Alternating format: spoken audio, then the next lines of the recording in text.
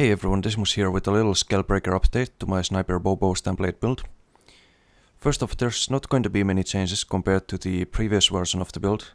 The build plays pretty much like before. As to how this patch has actually affected Bowblade, I think it's better than it was in previous patch, especially in open world. The buffed up Camo Hunter and increased snipe damage have greatly improved the killing potential of this build, to the point where you can kill most people, especially in CP, before they can even CC break. Survivability is about the same as it was before, since Cloak hasn't changed in any way, and it counters the dot meta quite nicely. The only real issue this patch seems to be the sustain, as most of the skills got pretty big cost increases, especially Draining Shot and Poison Injection. The gear I'm wearing remains the same, 5 Marksman, since it's the most efficient set for both sustain and damage. 5 Hawkeye in noCP because even more sustain is required there. And 5 Spriggan in CP because it's still somewhat sustainable despite the cost increases. Asylum Bow is still the weapon of choice on the snipe bar since it provides the most burst, even more than in previous patch as snipe's base tooltip was increased and Camo Hunter is buffing it by another 8%, all of which then gets buffed by 50% with the Asylum debuff. The second weapon is still Black Rose Bow, because that dot is absolutely brutal, especially when buffed by Asylum Bow, and Poison Injection feels better on main bar than it does on off bar with Master's Bow, for example. As for traits and enchants, Infused Jewelry with weapon damage glyphs. In CP you can run between 0 and 2 triglyphs and full impen, but in noCP I'd still recommend going 7 triglyphs in order to survive and using at least 5 well-fitted pieces to aid the sustain, which also contributes to survivability. The food used is Arteum Broth. I like using it in CP as well in this patch since there's a bit more damage around than before, which requires some extra survivability, which that health grants. I've also started using double damage poisons on the front bar, because the proc chance is very high when using so many weapon skills, and in just 2 seconds it deals more damage than the disease glyph I previously used. As for Mundus, go for lower, as it provides the most damage, and as potions you can use either the weapon damage stamina speed ones, as the Camo Hunter on main bar already grants major savagery, or you can use the normal weapon damage stamina crit ones to gain that crit chance on off bar as well, since you're already getting major expedition from multiple sources such as dodging or using race against time. When it comes to skills, there are a few changes on the main bar.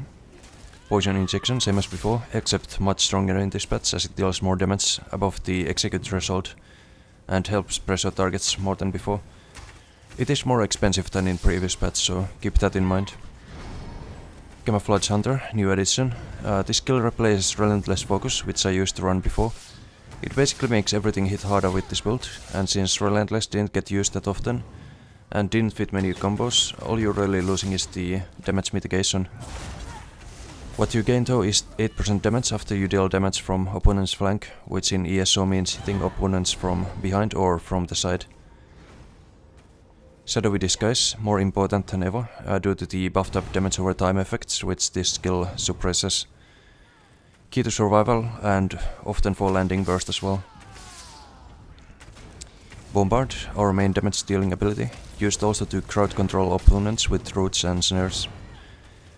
Undodgeable and uncloakable damage, so it's indispensable when fighting medium armor builds. Focused Aim, our main burst ability, which also got a small 9% damage buff in this patch. As ultimate here I'm now running Incap, since Flawless Dawnbreaker got changed to only grant weapon damage after using it rather than passively. And also because we need an assassination skill on the main bar, after dropping Relentless for Camo Hunter. The reason for this is the Hemorrhage passive, which increases crit damage dealt by 10% as long as you have an assassination skill on the bar. Incap also has a passive effect, which lets your light and heavy attacks restore 100 magicka and stamina every time you hit someone with a negative effect on them. This helps a lot with sustain. The off bar is the exact same as previously. Race Against Time gets rid of snares and roots, grants major expedition, boosts our damage, all around instrumental skill for this build. Vigor, healing the skill does got buffed quite a bit compared to previous patch, but it now lasts only 4 seconds. Still, I must have skill for survival with this build. Deep Thoughts, I must have skill for sustain, especially Magicka sustain. Being able to cloak and being able to spend a lot of stamina in dodge rolls and blocking is how you live with this build. Draining Shot, this skill now has a 22 meter range, down from 35 meters with Battle Spirit passive. It also deals less damage, heals for less and costs more than before. On the other hand, you know always get the heal when you hit someone, even if they're blocking or CC immune. The knockback range also got increased from 6 to 8 meters, so a bit of a mixed bag overall. The new range takes some getting used to.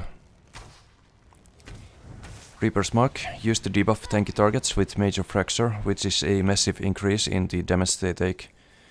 This skill no longer grants the heal or Major Berserk if applied on pets, so keep that in mind. It's still very nice if you manage to kill someone marked and then drop a Ballista for example on second target, while you have that Major Berserk. As ultimate, Ballista still deals absolutely massive damage and usually secures a kill when you drop it.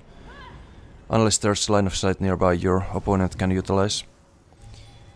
Very strong when comboed with Draining Shot, as that makes multiple ticks hit unblocked and usually forces your opponent to dodge roll afterwards, leaving them vulnerable to bombard. So that's all the skills. The champion points are very much like before, no changes there. Lastly, I'd still recommend going Wood Elf with this build, though Red Guard isn't a bad choice either, if you need more sustain. Orc or Dunmer if you need more damage. And this is what your stats should look like with this build.